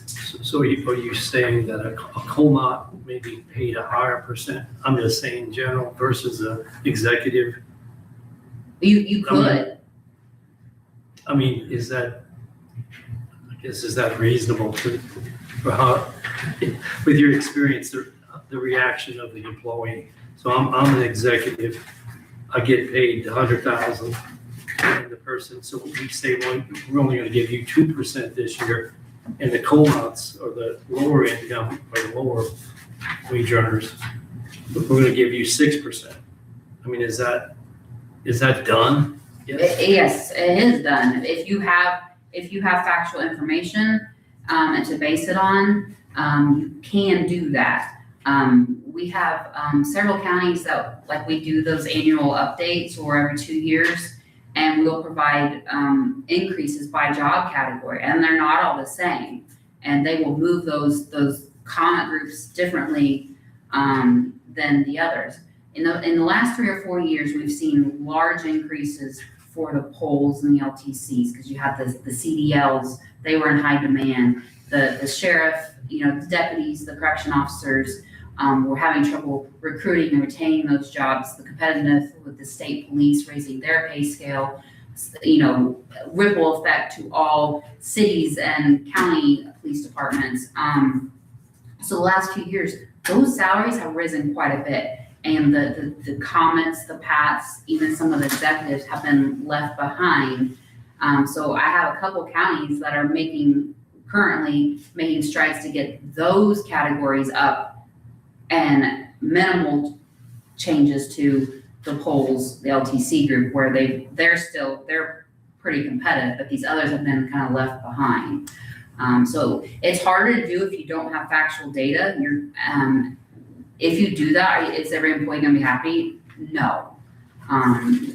But if you have the data to support that, then you can definitely do that. Not all the jobs are the same, and we set this up to set them apart based a special compensation system based on the job, not the person. And they have different responsibilities, they have different requirements, and so they get there, and their markets look different. And how the polls were looked at 3 years ago, their market isn't quite the same as it is now. So it changes each year, but with the data you have, you as a council have the tool to make those differentiations if necessary. I'm just trying to get what other Oh, yeah, and no, counties do. and we go into this, we know that not all employees are gonna be happy with the results. You're gonna get complaints, and you're gonna get, oh, my job's not classified correctly, or they missed the most important thing I do. Is it 100% perfect? No. Based on the information we had, the analysis, we're confident in what we've provided today. If jobs change, there's room for that. But one thing I caution you on is council, moving forward, get the system adopted before you consider any changes to jobs, any salary. The most important piece is that you identify and adopt the classification levels. So you have jobs rooted in factor points. You have classifications established, regardless of what you do with pay. That can come later, but those are usually the first steps of making sure you get a system in place. You adopt the job descriptions. You adopt the FLSA status, especially if there's been some changes. And then you can look at pay and what kind of system you want to establish, and how you want to pay employees by job category. And going back to that FLSA thing, there's obviously a lot of positions that are going to be moved, or recommended being moved from comp eligible, non-exempt to exempt or excluded, which is going to be an impact. And you're basically, like you said, you're saying not pick and choose on these. These are what you're proposing, and that they've made the test. So, because then you're looking at discriminationary actions there. So, that's something also that we'll have to look at. Yeah, and with that, it's not that the county, they can go above and beyond. If you want to give and be more generous with comp time or overtime for those excluded or exempt, you can do that. Again, you need to have a policy that allows you to pay them or give them comp time, and you need to do it consistently for all those. It's either the excluded and or the exempt category, making sure we're not discriminating anyway, we're treating them all the same. So they either all get it or all don't, or however you establish that. There needs to be a policy that would allow it if you choose to do so.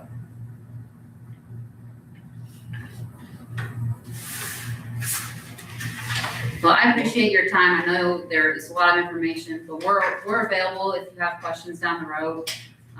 We can always do a Zoom call or something with more questions or we can respond to written questions if you send them, to us, we can give those responses back. So moving forward with your company, what's the expectations for us and for you? Are you feel that you're finished with what you're gonna do at this point?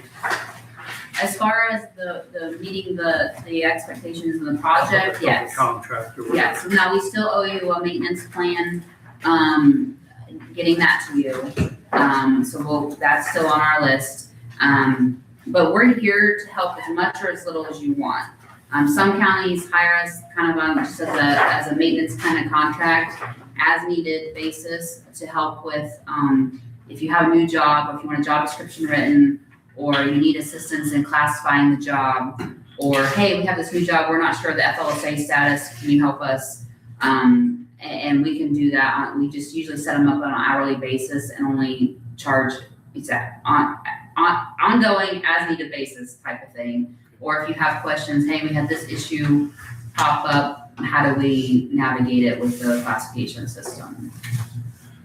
So Marky, I think one of the bigger issues that I felt that the compensation or the comp time, do you feel good about it? How would we pay that out, or is that something the council's gonna decide at some point? Well, the people that, well, I guess that's the other thing, a lot of this is gonna obviously change probably January 1st, 2027. The classification changes, when would you recommend, because the people, if we do move them to excluded or exempt, whatever they've got on the books now will have to be paid out. Right. Would you recommend us do that ASAP, or would you recommend us saying, hey, this is an entire project, we're gonna do everything January 1 of 2027, or would you recommend there, I guess? Generally, the sooner the better, but they would probably need to coincide with the adoption of the job descriptions and the FLSA status as one, adopting them. And we can provide an ordinance with that language, for you. Was it included in that packet or not? I don't think it was either. The contract, you mean? Yeah, we have, no, we can provide that as part of the, for the ordinance for the job description. Sometimes we bring a copy of that with us, but I'm not sure if any of them went from, the concern would be if they went from, exempt to non-exempt. I don't know if we had any of those. You don't think we did? Okay, that's good. That would be a bigger concern, because then we would have it be in a back pay. Probably typically doesn't happen that way. Not very often, very often. sometimes. That would be more urgent. Right now, you could say effective, July 1st, no more comp time for these individual positions listed as exempt, excluded. You could pick a date, but I try to coincide it with the adoption of the job descriptions and the FLSA status. Just wrap it all up in one You meeting. can also say, as of July 1st, this is what your classification system, your new FLSA status is gonna be, but you have until December 31st to use that comp time, Or be paid out. or be paid out. And that way, we're giving them time to start using Yeah. something so that it's not as big of a payout. That would probably be a good route to take. Can we think of any more questions? So, I'm still trying to get back to, if we have to pay out comp time, you're saying by a certain date. What if they come in between? And I'm just gonna go to my office, we're busy that last week. Well, I think you would select a date that effective, let's say August 1st.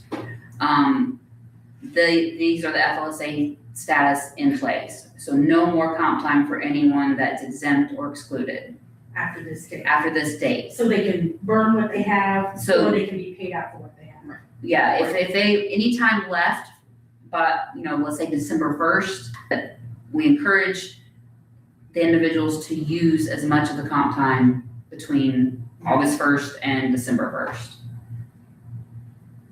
Cause that's quite a few. Yeah. Yeah, I mean, I was looking, there's a lot of impacts, it's gonna impact a lot of people, and again, I'm not trying to be negative Nancy here, but I don't want this presentation, as I know employees are watching it on YouTube, thinking, oh, I'm just gonna get a great big pay raise. There's other things there's other things in this thing There's a lot that's, in that. you know, Yes. so I don't want to perceive that this big rainbow is out, because you're gonna impact a lot of people there with no overtime, no comp time. That's gonna impact, you know, so. That's what that's too transparent. I was just thinking, you said there was a lot of them that are gonna go to the exempt, how much money we paid out in comp time through the years to these people. Did you put a number on that? We did not. It'd be interesting to know. Mhm. I don't think it's a real large number, but there's quite a few that we are recommending be switched. Yeah, but we could probably pull the positions, pay, or last, So we were just talking about. what, the quarterly payroll tracking hours, we get a roundabout what that would look like.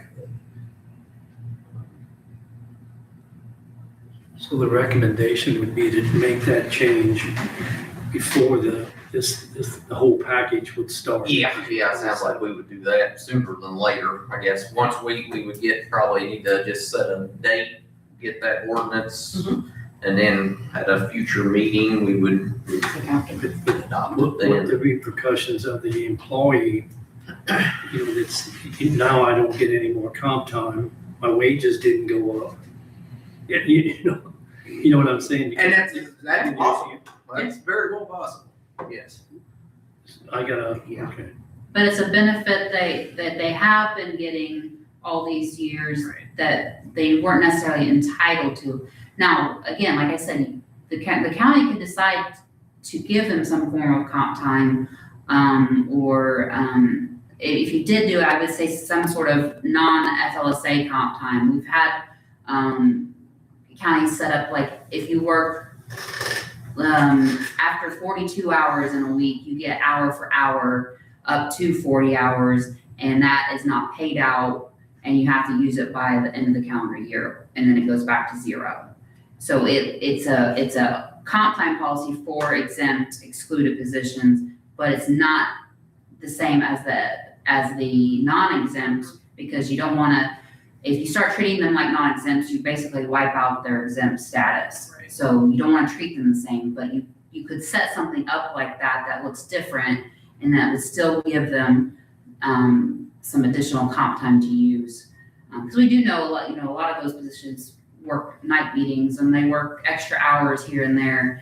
So it would be more like giving them a flex time bucket to be able to utilize, but not get paid out for it, and it has to be used by a certain time. So we, if you wanted to see a policy like that, we could send you some language, but it would need to be something that would be adopted. Nightmare to track. Yes. Because you're not gonna have those employment either. Right. Sure. Right. You're exactly right. But the idea is that the exempts are generally paid higher, to cover their hours worked is what the intent is for that exempt status. Does it always work out that way? Not necessarily, but that's the intent of the. I guess that's, like looking at like first deputies and stuff like that, because I know some counties pay it like elected official here, first deputies here, and then the other deputies are somewhere Absolutely. here. Yeah. I think we don't really do that. Right. And so our second deputies and our third deputies and our first deputies are pretty close. Excluding the first deputies, We need to obviously. have a little stair step in there, not much. Yeah, so that's gonna be a harsher, but I didn't really get to see what the impact is on the wage increases either though, so. Yeah, so I mean, a lot of them A lot of those. at comment D that would be affected, those first deputies, coming in for, looks like anywhere between 4,000 and 6,000 if they were to go to midpoint. Yeah, okay. So, I have a couple of questions. Yeah. With the merit poll workers, so you have no holiday pay in there, so that would be affected. If you raise their, to the midpoint, that would affect their holiday pay. Yes, so we're looking at the base pay, so that's gonna be additional pay. So is it better to have their holiday pay in their salary or not? It just depends, but we're just trying to focus on what the base pay was. Because they are just required to work and then they get, basically they pay them out for their holidays. So it's They an get added, paid either way, they get paid either way. if they work that shift or not. Yeah, so really that's not included in the base, but essentially it needs to be, so that discrepancy on the wage is not as big as what it's showing, is what we're trying to say, because of those.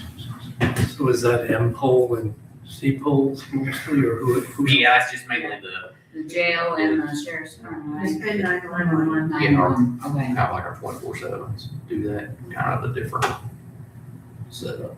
Do you have individual like lump sums of what they're receiving? Cause, We would have to calculate it out. okay, I would say, what would you say? Well, I might be able to. cause we could add we could show something with those spreadsheets if we knew the individual amounts, but we didn't know those. I mean, it's just So you can, outside of I think that might be important to show that, because, you know, that distorts. yes. it very much distorts their pay. Yes. Right, Because everyone else, it's pretty much included because, you know, they're not getting anything in addition. Right. But that wasn't listed out individually by employee. because if they work or not, they get paid the holiday, right? In the average. I think that would be something we ought to, at least it would help, sell it or show it to the, So That this group. is a deputy, okay? That in addition to their salary that they get, this particular deputy gets for holiday pay, for 15 holidays, let's say, is another $5,590. On top of their And base pay. on top of his base pay. right, And he gets that whether he works that shift or right. And the other thing, what I noticed is in our budget book, we have, they're gonna make whatever it is, $60,000. But then when you go on Gateway at the end of the year, it's 65, 70, Right, it's that's a the lot more difference. than what we Yeah, 'cause- budgeted. Because Gateway shows all compensation, whether it's additional stipends, overtime. So we try to avoid Gateway numbers. A majority of that is the overtime here. Yeah, and I'm just saying, even for our purpose, the budget, we don't really think about that, or I don't believe. Or maybe there is a line on it. I don't know, I don't know, not. I don't know why it's As a separate, holiday. really, I mean, is there a reason it's separate? I mean, why would it not be the base? I mean, I'm not, I don't know. I just don't It's- understand I'm why gonna say it's one of those things, it's always been. yeah, well, yeah, but I mean, it really, it's, You have to, but if you're getting it, no matter So how do what, they then receive it? Do probably- they receive it in the pay period that the holiday occurs? So it's not one lump sum payout? They get it like a- So it's really I that, pay that. it's almost like a hidden extra wage is what it is. You got $5,000, that's. So that was one of my questions. My other question is, I don't understand where 3.2 versus 3.0 and all that are like So on they know what their this true. chart. Like any number. The very last chart, the benefit snapshot. Retirement pension, you say 3.2, but some people are 3%. Makes sense. So I don't know what 3.2 was. At the very top. Because Jackson and Du Bois are 3.2 and everybody else is 3 and we do 3%. Yeah, it should be Per. 3. So I didn't know where that. It should be 3 even. Yeah. Yeah. It should, anyone that say 3.2 should say 3. Okay, that makes more sense to me. So I'm like, that doesn't make sense. That does not make sense. All right, well, And you know if any of those counties actually contribute that 3%? Because like here, we employees contribute it. I know sometimes, Some some counties do counties it, pay that. but well, I think, so Lawrence County, if I'm reading this correctly, I think the county pays the 11 0.2 plus the 3%, because it has for the Oh, employee zero. zero. The county does pay the 11.2. Right, but for Lawrence, they're paying both. Lawrence County, they pay the whole thing. Oh, I see what you're saying, okay, Gotcha. which is really. That makes sense. Yeah, Lori will correct these and resend that to Marky and to you. so that you can be- And I know like the town of Bergen does not have perf. So that's why there's a zero. Right.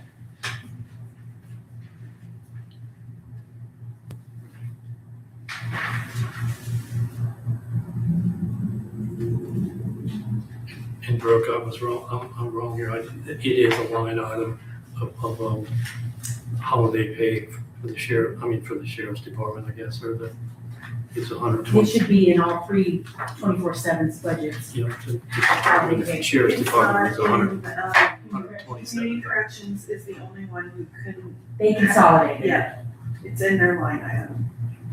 So 911, jail, and merit. I don't know if you don't think it's necessary, I'm just saying, I guess I didn't think about compensating, but we have a line on them that Oh. we know, we don't know who gets it, but we know about. Right, yeah, I don't know why it wouldn't just be included in the wage. I mean, Wherever. I again, think we're trying to simplify things, we're trying to make it, and I think what you guys is also, we're talking about going with more hourly rate, because like I said, that's transparent, whether you're a 45, 40, a 35, you know what the hourly rate is. Right. Yes. Instead of that annual rate. And you guys are also presenting everything in hourly rates, because again, that's not a fudge number by how many hours you're working for Well, that. So, Marty, I makes had it asked so them much at a previous easier. council meeting, can we go to an hourly and forget the bi-weekly, forget the annual, Yeah. some of them you have to do that way. sure, yeah. Like the exact, The exempt, you have to be paid on salary. or an annual salary for an elected official versus. Yes. But everybody else should just be hourly, and then it's apples to apples. Absolutely. Yes, so it's so much easier. Because a 35-hour bi-weekly can look a lot lower than a 45 Sure. bi-weekly.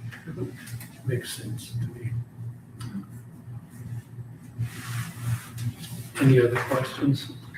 Sandy or? I don't know, I mean, first time I've seen a lot of this, so it's. I was saying, it's gonna be a lot to digest and actually Yeah, a lot to look at. digest. Yeah. Maybe before they leave here, or before we close the meeting. Cerise? No, sir, no.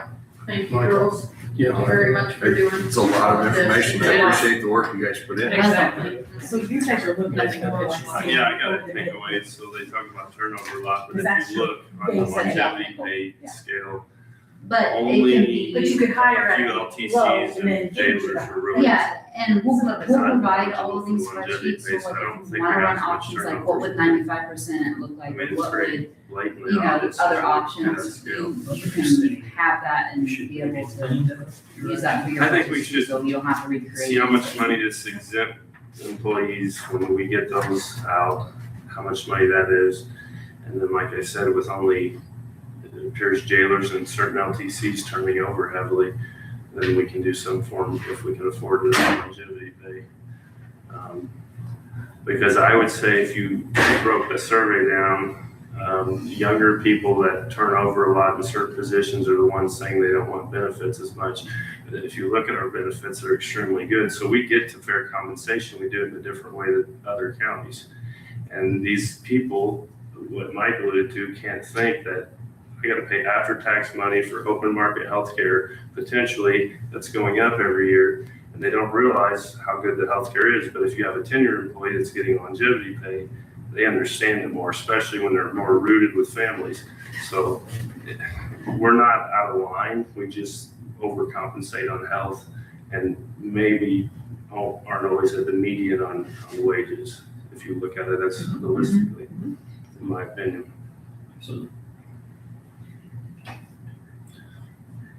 I don't know You have anything else. Marky, you have No.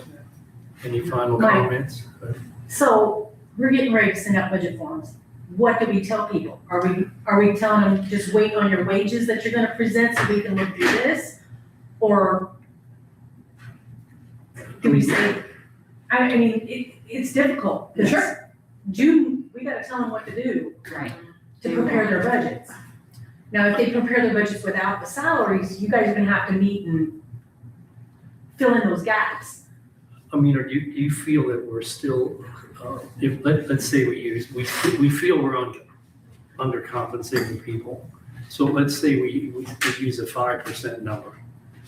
I'm just throwing it out there, 5% raise on wages. So can we can still back off and increase on that? Well, until I submit the budget for advertising, we can make changes.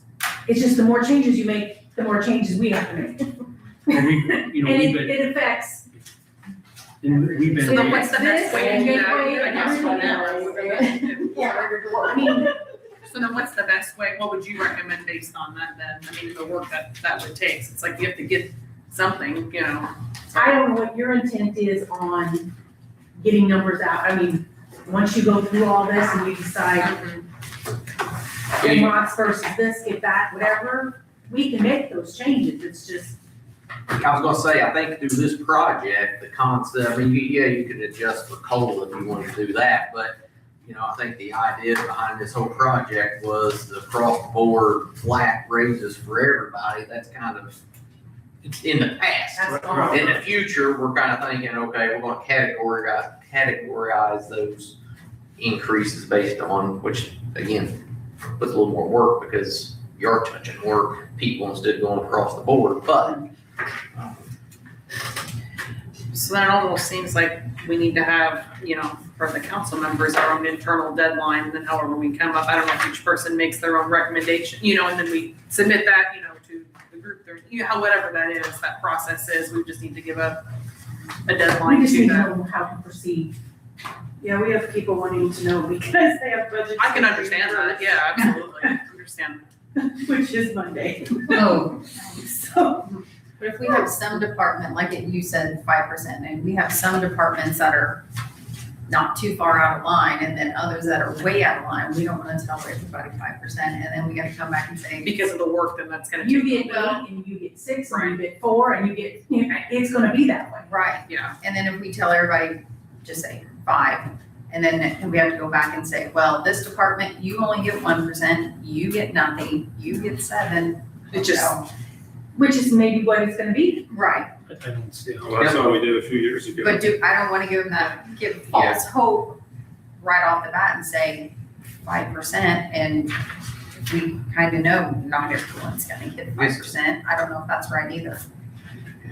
if like Lori and Ag, I guess it'd be a question for you. I mean, I know some of these forms that we got, it's got, cost internal base, cost external low, cost external midpoint, and then others are just, I think it's just, some of it's just midpoint or internal. I mean, I guess for us as a group, as a discussion, is there, if you said, hey, maybe look at this number, would you have any kind of recommendation initially just to,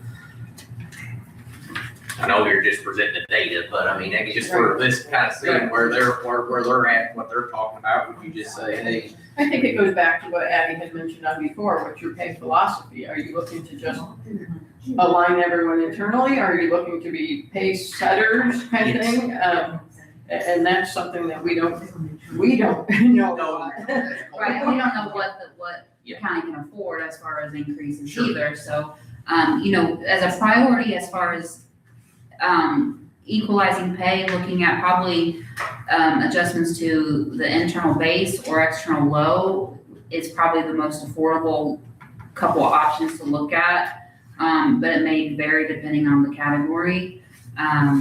Like I said, the civilian poll one is because of the work hours is all over the board, but there might be some counter action there with the holiday pay if it's factored in. I don't, how that would end up looking. Is that because some work 80, some work 84, some? Yeah, like some work 1976, 2184. So can they make that somewhat the same across the board, their or? rates of pay are based on 80. I just Well- want that to be clear too. It's There's so many different things to consider. When you say a base rate across the board, I'm not sure that's even possible. I mean, you're talking experience, you're talking You know, the department heads work with their employees and they work with them closely. They know what their experience is, years of service. So there's so many different things to consider. I'm not sure. You know what I mean, across the board. Well, and you don't have to do everything, initially. Oh, I understand that. So it's okay, take some baby steps. It's okay if you need to phase some of these things in a couple years, 2 or 3 years. Yes. But the council should determine what is the priority, what can we afford, and what are the biggest issues that should be addressed, looking at each category, are we, some of these categories are really lagging the market by a large number.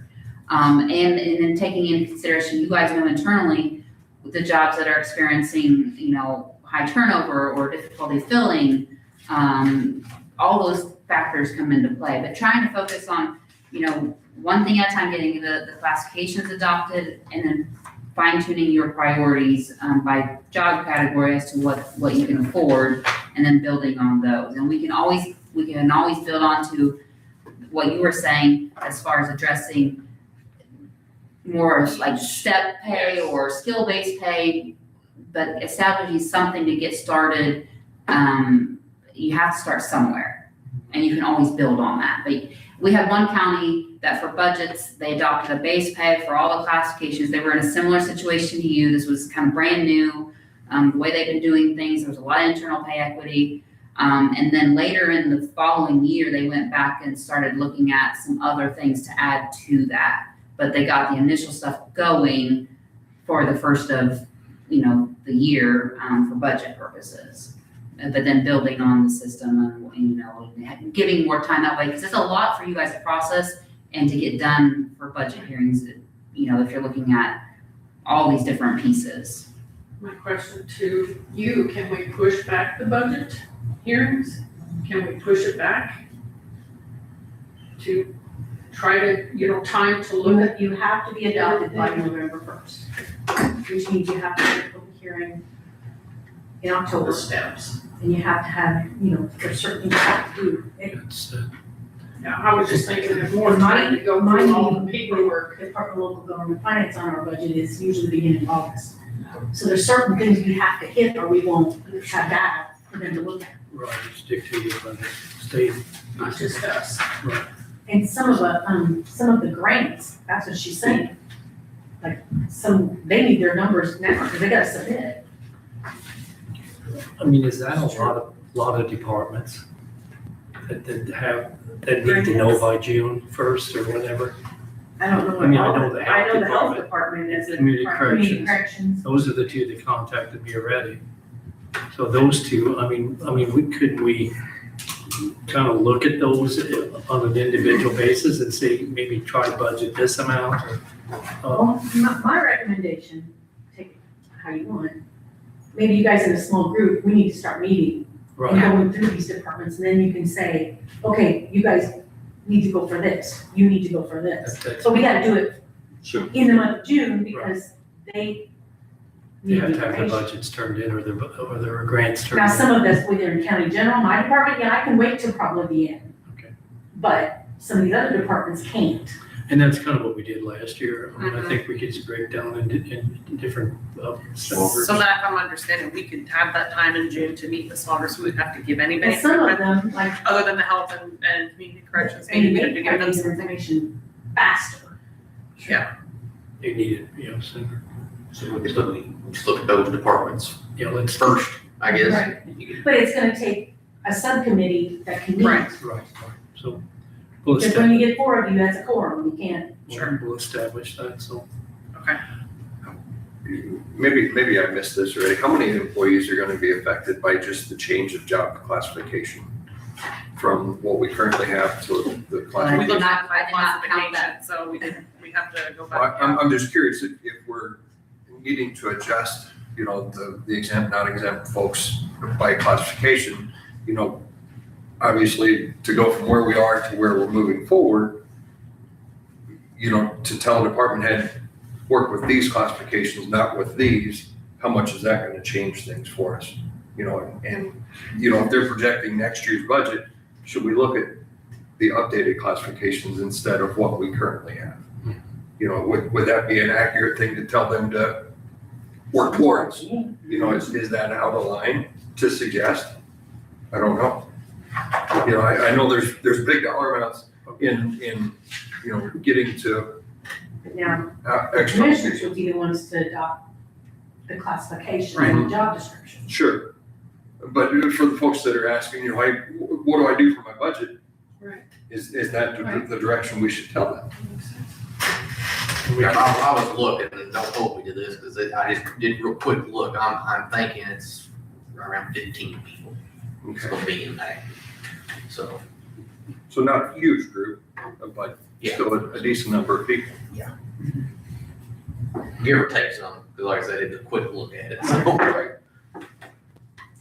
When you say, so you gave us a good baseline, if it was me, just myself, I'm gonna look at the positions with the highest turnover that require accreditation or an extra skill set and look at probably the most targeted raises. Include the example, highway department comes in here, says, hey, we can't get truck drivers. That's where you should look first, where you have a needed skill set, but you also have a lot of turnover. Yeah, but looking at the job category as a whole and not cherry picking Sure. positions from, because that's where you get in trouble.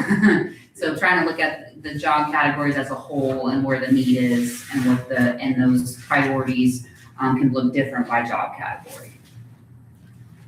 That is a good point. You know, this, you know, those type of skills are now more valuable to the bridge builders and construction type people.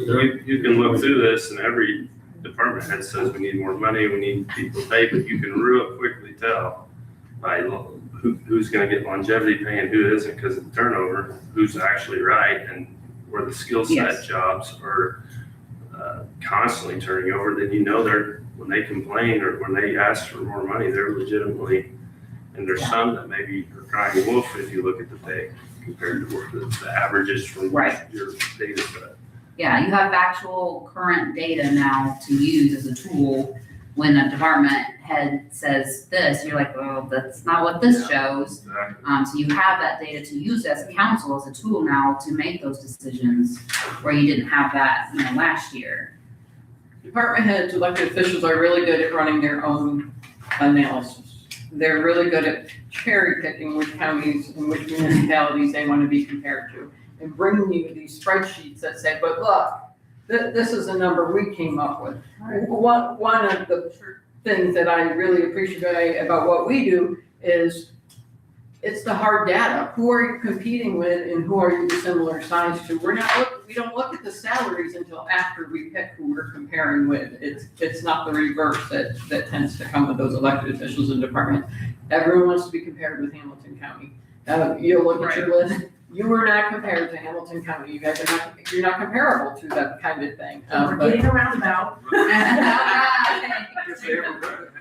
They have too many. But to be fair, you compare us to all the donut counties, which we're an anomaly of. We're not almost anything like any donut county over around. Now, you also compare us with similar population counties, Right. which I appreciate, but if you want to compare us to Crawford or Martin or Spencer, that's not apples to apples. Yeah, so the reason why we use those is because some employees may live right on the border of the line. No, and so I it's understand easier they're for them to come in transient, they here. can come in and work. Right, It makes right. sense, but we are an anomaly, and that is a fact. And then, of course, the other thing to remember is we're also chopping the high and the low off there, so, That's true. and that may be a lot of your. So when you say that, would you say one standard deviation on both sides is taken out? Is that how you do it? Because you said you take the middle 80. Is that basically what it is? There's no outliers gonna be the way you do that data set? Yeah, we're looking at each benchmark and making sure that the data is not skewed for each benchmark, and then everything is taken and ran as a regression analysis with the factor points to give us that external pay line. So it's correlated with the factoring. As you notice, as the factoring points go up, the pay goes up, so it's correlated there, and that external pay line is ran with that data set. So we use the benchmarks, as many benchmarks as we can match up with solid data. We wouldn't put something in there with, one off the wall, only had one benchmark data point and it was off the wall, we wouldn't include that, we would toss that out. That only happens in state government from what I hear. Any other questions or comments? Otherwise, thank you, and I guess I'll entertain a motion to close the meeting. You're welcome. I'll make that motion. Okay, Mark has made a motion. I'll second motion. Meredith is second. All in favor, say aye. Aye. Anyone opposed? Close the meeting.